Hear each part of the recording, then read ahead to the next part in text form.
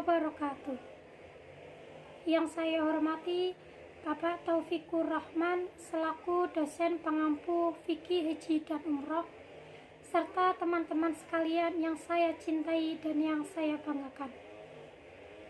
Alhamdulillah, pada kesempatan hari ini kita semua masih diberikan kesehatan, kenikmatan, dan hidayah.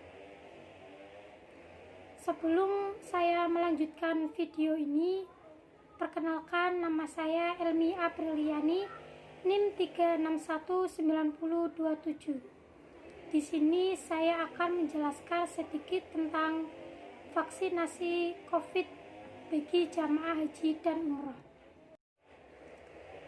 Vaksin adalah olahan patogen yang mati atau yang lemah, atau produknya yang saat diperkenalkan ke dalam tubuh merangsang produk antibodi tanpa menyebabkan penyakit. Vaksinasi juga disebut imunisasi aktif karena kekebalan tubuh dirangsang secara aktif mengembangkan kekebalannya sendiri terhadap patogen. Imunitas pasif sebaliknya dihasilkan dari suntikan antibodi yang dibentuk oleh hewan, yang diberi perlindungan langsung namun bersifat sementara bagi penerimanya. Adapun juga yang mengatakan vaksinasi merupakan salah satu cara mengendalikan penyakit virus yang menular dan dengan cara menciptakan kekebalan tubuh.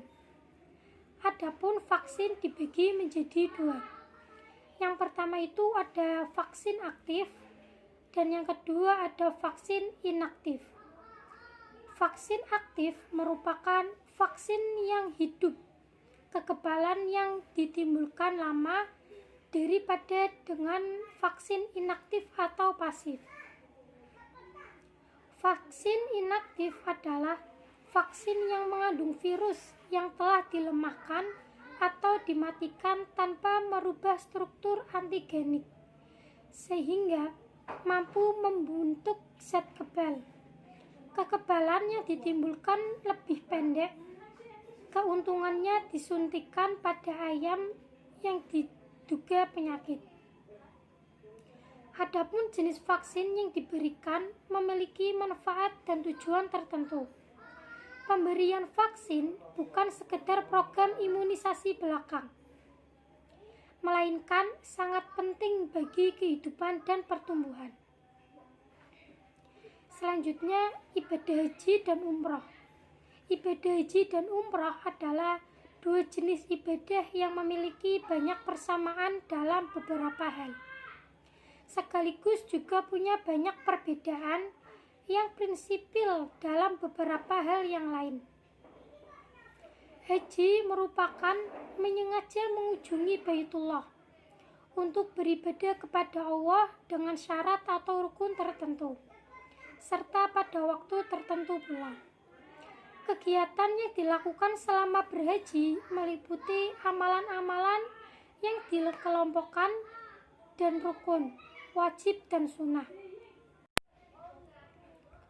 Adapun definisi haji menurut ulama ahli fikih adalah menyengaja mendatangi Ka'bah untuk menunaikan amalan-amalan tertentu, atau mengunjungi tempat tertentu pada waktu tertentu untuk melakukan amalan-amalan tertentu. Umrah adalah mengunjungi Baitullah dengan maksud beribadah kepada Allah dengan cara tertentu menurut syarat. Ibadah umrah dibagi menjadi dua macam, yaitu umrah yang dilakukan sewaktu-waktu dan umrah yang dilakukan dalam rangkaian ibadah haji, sehingga dilakukan pada bulan haji pula. Syarat-syarat wajib haji dan umrah ada 5. Di antaranya yang pertama, Islam. Haji dan umrah tidak wajib bagi orang yang kafir. Yang kedua, balik. Haji dan umrah tidak wajib bagi anak kecil. Walaupun sudah mumayyiz, anak kecil sah melakukan haji dan umrah, namun statusnya menjadi haji dan umrah sunnah. Yang ketiga, berakal. Haji dan umrah tidak wajib bagi orang yang gila. Yang kelima itu ada merdeka.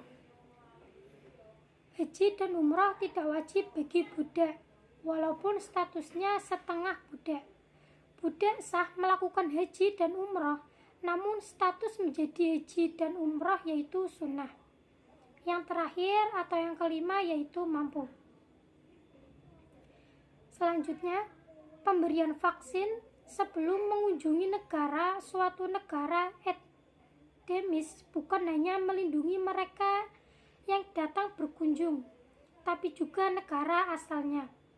Seperti jamaah haji dan umrah yang harus mendapat vaksinasi sebelum masuk negara Arab Saudi.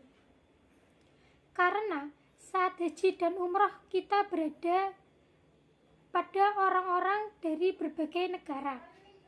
Bila tidak divaksin, mereka yang terjangkit bakteri bisa menjadi karir dan membawa bakteri ke populasi yang lebih besar. Melakukan vaksin bagi jamaah haji bukan hanya melindungi mereka yang akan berkunjung, tapi juga negara asal tujuannya kembali jamaah setelah berhaji. Bila tidak divaksin, mereka yang terjangkit bakteri bisa menjadi karir dan pembawa bakteri di populasi yang lebih besar. Islam dibangun sesuai dengan fungsi agama Islam itu sendiri, yaitu sebagai rahmatan lil alamin. Konsekuensi dari fungsi tersebut adalah bahwa Islam tidak hadir sebagai sesuatu yang menyulitkan umat Islam, melainkan sebagai rahmat serta kemaslahatan bagi hambanya. Semua hukum-hukum di Al-Quran diperuntukkan bagi kepentingan dan kebaikan kepada kehidupan manusia, baik mengenai jiwa, akal, keturunan, agama, ataupun dalam pengelolaan harta bendanya. Segala tindakan yang mengandung pemeliharaan terhadap kelima unsur pokok menjadi manusia tersebut merupakan maslahat, dan segala yang dapat menghancurkan kelima unsur pokok itu adalah bahaya dan kerusakan. Adapun beberapa argumen yang sering dipakai kelompok anti vaksin adalah hadis tahnik, antara lain yang pertama yaitu tahnik adalah metode imunisasi yang dicontohkan Nabi untuk umat Islam. Islam adalah agama yang ajarannya sudah sempurna, jadi sudah tidak butuh metode yang lain lagi, apalagi yang berasal dari orang kafir. Menurut mereka, Nabi SAW sebagai suri tauladan umat Islam sebenarnya sudah mencontohkan satu metode vaksinasi yang mulai unggul, karena berasal dari ajaran petunjuk kenabian yang diwahyukan Allah, yakni taknik, tidak perlu ditambah-tambah lagi dengan yang lain. Yang kedua, vaksin yang dipakai untuk memvaksinasi adalah produk yang tidak suci dan tidak halal, sebab dalam proses pembuatannya melibatkan unsur babi. Padahal dalam Al-Quran jelas disebutkan bahwa babi adalah binatang yang najis. Dengan begitu, memasukkan vaksin ke dalam tubuh adalah sama saja dengan memasukkan babi ke dalam tubuh, bertentangan dengan Al-Quran. Yang ketiga atau yang terakhir, produk vaksinasi berasal dari orang kafir Yahudi yang sengaja ditunjukkan untuk melemahkan generasi umat Islam. Cukup sekian dari penjelasan saya, semoga bermanfaat. Mohon maaf apabila ada kata yang kurang tertata dan tutur yang kurang teratur.